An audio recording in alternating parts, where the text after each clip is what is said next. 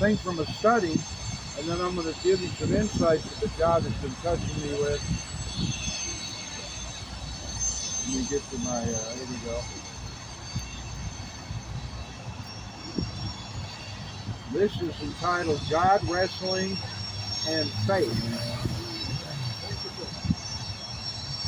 Before he could return from his exile, Jacob had to face his fears and wrestle with God. The outcome of the struggle was a blessing, as signified by a new name, Israel, meaning one who perseveres with God. Jacob finally prevailed with God when the power of his faith overcame the pain of his past. Jacob's story teaches that before we can return from our place of exile, we have to face our fears and wrestle over who we really are. Each of us must be renamed from Jacob to Israel, from being a manipulator to one who surrenders to God's power and blessing. Just as Jacob finally prevailed with God when the power of his faith overcame the pain of his past, so can we escape from our own exile, the prison of our past, by proclaiming from the heart, I have seen God face to face, and yet my life has been delivered. The picture I see, as God has been dealing with me lately on these stories, as I said, we can believe they really happened, and the Bible tells us why they happened, so Israel would become Israel. But I believe this particular one is a picture of salvation. We all, like Jacob, start out as sinners. Jacob, he was part of God's family, but he was a bad guy. He deceived his brother, tricked him into getting his birthright for a bowl of beans. Him and his mother tricked his father that he got the blessing of the firstborn. He was a scoundrel. He got it over on Esau. But he ended up paying the price because he got snookered himself and spent 14 years in labor to get his 2 wives and other things he went through. He got his reward for his bad dealings.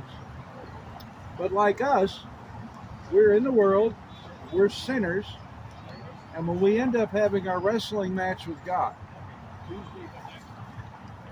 and we give in to his power and his spirit. Jacob got renamed Israel. We get a new nature.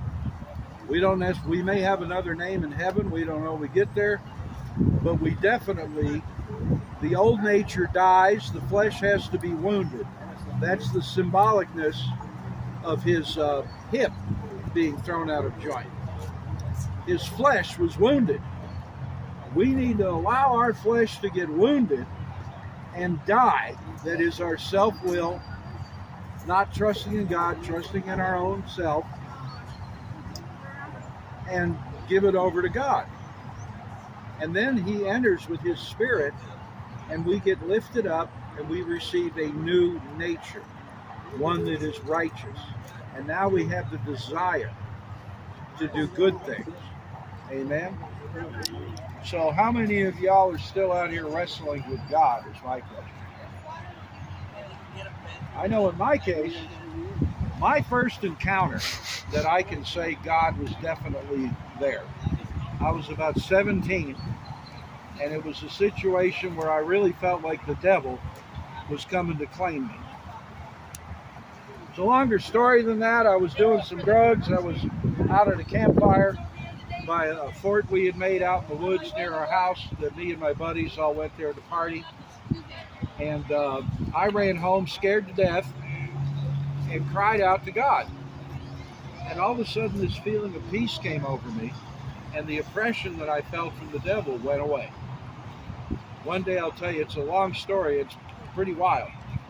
But so I went through a couple of weeks of feeling really good,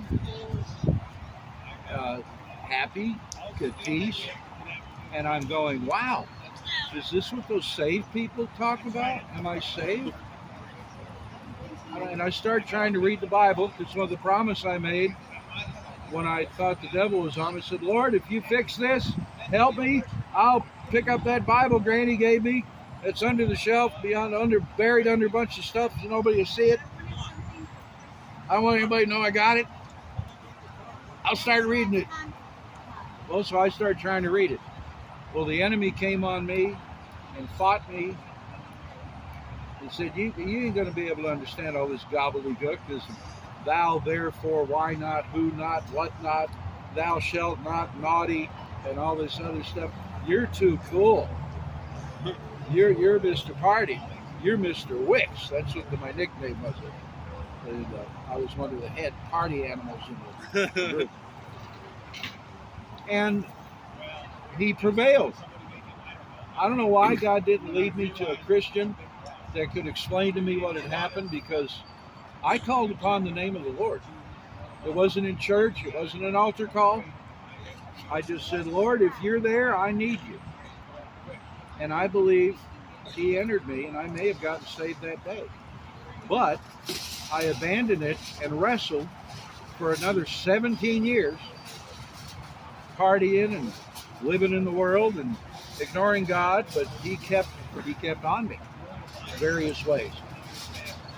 And it wasn't until I was 40 that I had my final brick wall moment. And I got it. I was in my apartment again, no altar call, wasn't going to church. I said, Lord, I'm sick of nothing working out in my life. And everybody that I talk to that knows you tell me if I call on you, you'll help. So I'm calling on you. And I'm going to read the Bible and I'm going to fast, because somebody told me if I fast, I wasn't even saved yet, and here I'm fasting. And God entered. He touched me. It was powerful. That's beautiful. And that's when I got for sure saved, I guess you would say.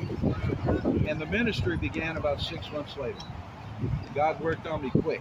That's beautiful. But my wrestling match took 17 years before I finally said, yes, Lord, I'm done. Wound my flesh. So I encourage you all, if you haven't gotten all the way there yet, if you're wrestling, give it over to God. He wants to bless you. He loves you. He wants to touch you. He wants to rename you. He wants to give you that new nature. He wants you to follow him. Amen. God bless you all. May the Lord touch you with that message, and may many end their wrestling match or strengthen their faith as it is now. Amen. God bless you all.